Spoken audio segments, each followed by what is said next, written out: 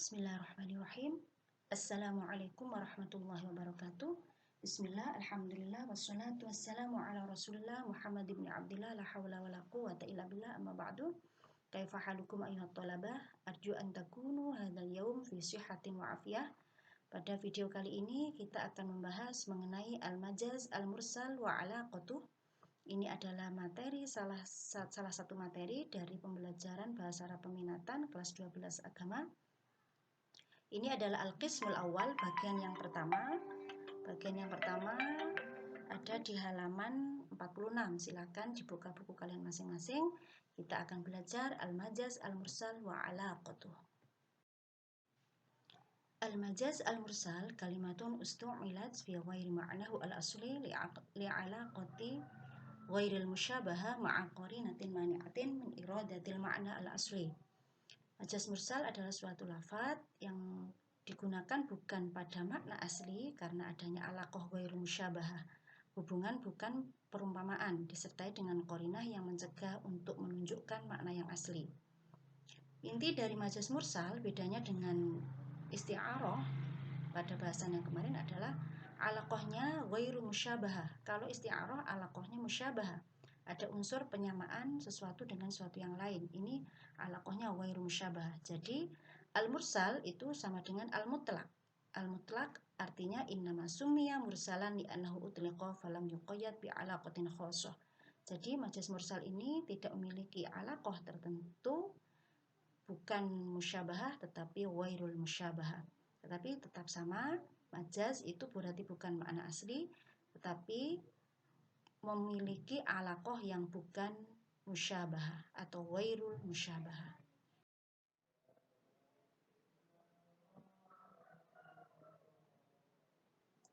Mari kita mulai belajar dari contoh. Ada sebuah contoh, ba'atsa al-amiru al-uyuna fil madinah. Sang pemimpin atau amir mengutus mata-mata di kota. Kata al-uyun adalah jamak dari kata ainun yang artinya mata. Melihat dari kalimat tersebut, tidaklah mungkin mata bisa diutus ke kota. Yang dimaksud uyun pada kalimat tersebut haruslah diartikan secara majaz. Al-uyun ay al-jasus. Artinya adalah mata-mata atau spionase. Penjelasannya adalah mata bagi seorang mata-mata atau spionase adalah bagian dari dirinya atau bagian dari tubuhnya. Maka di sini kalimat majaz ini, majaz mursal ini tidak ada unsur musyabahah atau menyamakan dengan sesuatu, tetapi memang harus diartikan secara majaz. Kenapa begitu? Karena di sini ada kata ba'atsa, qarinahnya adalah mengutus. Pemimpin mengutus mata di sini yang diartikan sebagai mata-mata ke kota. Itu adalah yang membuat dia harus diartikan dengan arti lain atau majaz, yaitu al-jasus. Sekarang bagaimana dengan alaqahnya? Alaqahnya adalah alaqah juz'iyah. Kenapa demikian? Karena di sini menyebutkan kata al-uyun. Uyun jamak dari ainun tadi, artinya aslinya kan mata. Arti aslinya mata. Ini adalah merupakan salah satu bagian tubuh dari al-jasus tadi. Jadi dalam kalimat ini disebut dengan alaqahnya itu adalah alaqah juz'iyah karena dzikrul juz'i wa iradatul kulli, menyebutkan sebagian namun yang dimaksud adalah keseluruhan. Itu disebut dengan alaqah juz'iyah. Jadi yang diutus oleh amir atau pemimpin itu adalah orangnya, personnya, yang di situ memiliki anggota tubuh bernama ainun, mata. Di sini disebut dengan alaqah juz'iyah, dzikrul juz'i wa iradatul kulli, menyebutkan juz atau salah satu bagian dari dalam diri al-jasus tadi, tetapi yang dimaksud adalah keseluruhan dari dirinya. Baik, kita lanjut. Alaqatul majaz al-mursal ini ada 8. Silahkan dibaca dalam slide, ada juz'iyah dan kulliyah, as-sababiyah, al-musabbabiyah, al-haliyah, al-mahalliyah, i'tibaru ma kana, i'tibaru ma yakun. Keduanya ditempatkan seperti ini karena ini memang saling berhubungan. Jadi juz'iyah berhubungan dengan al-kulliyah karena nanti akan menjadi kebalikannya pengertian mereka masing-masing. Yang akan kita bahas separuhnya dulu yaitu juz'iyah kulliyah, as-sababiyah, al-musabbabiyah. Contohnya di sini juz'iyah, dzikrul juz'i wa iradatul kulli, sementara al-kulliyah, dzikrul kulli wa iradatul juz'i. Jadi saling terbalik. Baik, kita akan membahas bahasan alaqatul majaz pada slide berikutnya untuk lebih jelasnya.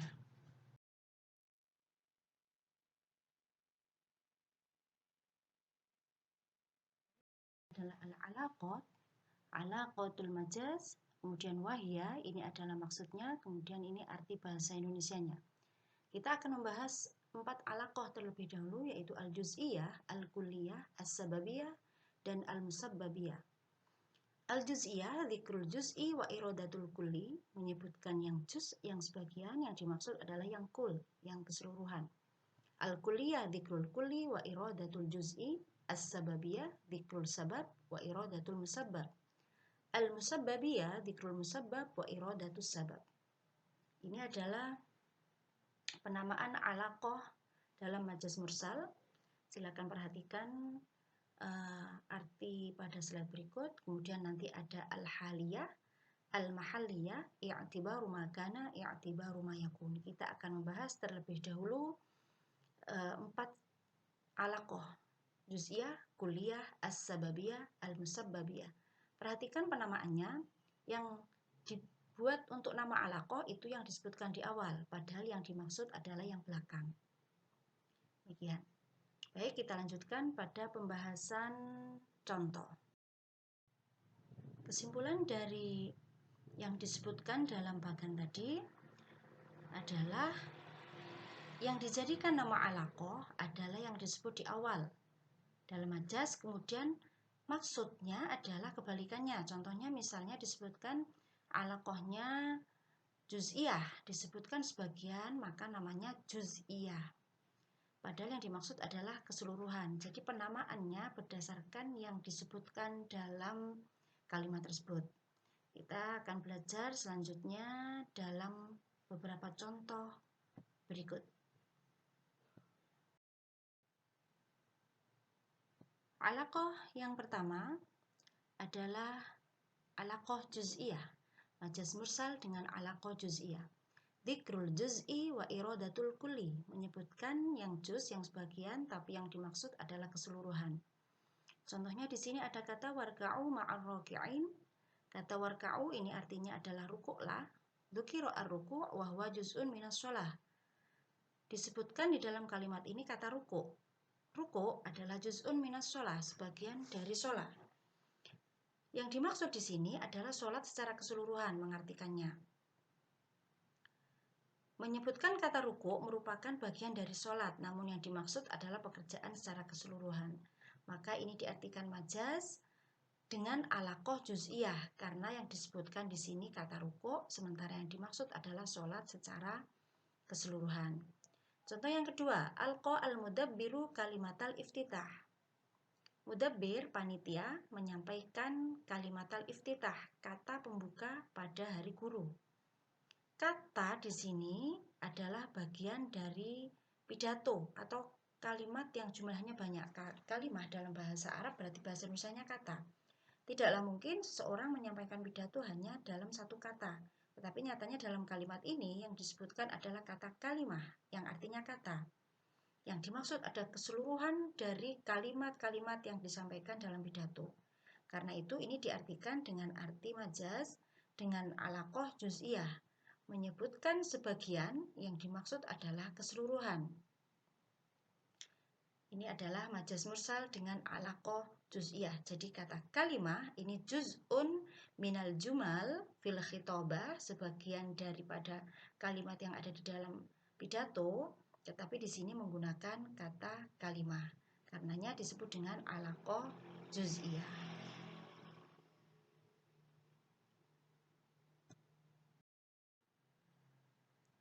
Untuk alaqah selanjutnya adalah alaqah kuliah, kebalikan dari juz'iyah. Alaqah kuliah, dzikrul kulli wa iradatul juz'i, menyebutkan keseluruhan tetapi yang dimaksud sebagian. Contohnya di sini ada yaj'aluna asabi'ahum fi adanihim minas sawa'iqi hadral maut. Kata asabi yang bercetak biru ini adalah artinya jari-jari. Sebagaimana kita ketahui, namanya jari itu berarti dari ujung atas sampai bawah itu semuanya namanya jari. Asabi ini jamak dari kata usbu, artinya jari-jari. Kemudian adzan ini jamak dari kata udhun, artinya telinga. Artinya mereka memasukkan menjadikan jari-jari mereka ke telinga. Tidaklah mungkin seseorang memasukkan semua jari-jarinya yang jumlahnya ada 10 ke telinga. Yang dimaksud mungkin di sini hanya satu jari, bahkan di sini yang dimaksud adalah atrafu asabi'ihim, ujung jari yang disebutkan, namun ujung jari yang dimaksud, namun yang disebutkan di situ asabi, bukan menggunakan kata atrof tetapi menggunakan asabi, berarti keseluruhan. Jadi yang disebutkan semua, yang dimaksud adalah ujungnya saja untuk menutup telinga. Kemudian kalimat yang kedua, sakantu al-Madinah, saya tinggal di kota. Aku tinggal di kota. Kata al-Madinah ini berarti keseluruhan dari seluruh wilayah itu. Ini tidak mungkin diartikan biasa, tetapi diartikan majaz karena nggak mungkin ada seorang tinggal di suatu kota sendirian. Yang dimaksud di sini adalah juz atau bagian dari kota itu. Jadi yang disebutkan al-Madinah ini kul semuanya, yang dimaksud adalah juz'un minal Madinah atau sebagian kecil dari kota tersebut. Alaqah selanjutnya adalah alaqah as-sababiyah. Dzikrus sabab wa iradatul musabbab, menyebutkan sebab namun yang dimaksud adalah akibat dari sebab tersebut. Contohnya dufina ad-da'u fil qabri, penyakit itu sudah dikubur. Tidak mungkin penyakit yang dikubur. Penyakit ini adalah sebab dari seseorang menjadi mayat yang kemudian dikubur. Jadi yang disebutkan adalah sebabnya, tapi yang dimaksud adalah akibat dari sebab tersebut. Akibat dari adanya penyakit itu kemudian ada kematian. Yang dikubur adalah orang yang sudah meninggal. Di sini berarti diartikan majaz dengan alaqah as-sababiyah, dzikrus sabab wa iradatul musabbab. Kemudian silahkan dilihat contoh yang kedua, ra'at al-masyatu al-ghaitha. Hewan gembala itu memakan hujan. Ghais ini artinya hujan. Tidak mungkin diartikan asli, karena yang dimakan oleh gembala itu adalah rumput, bukan hujan.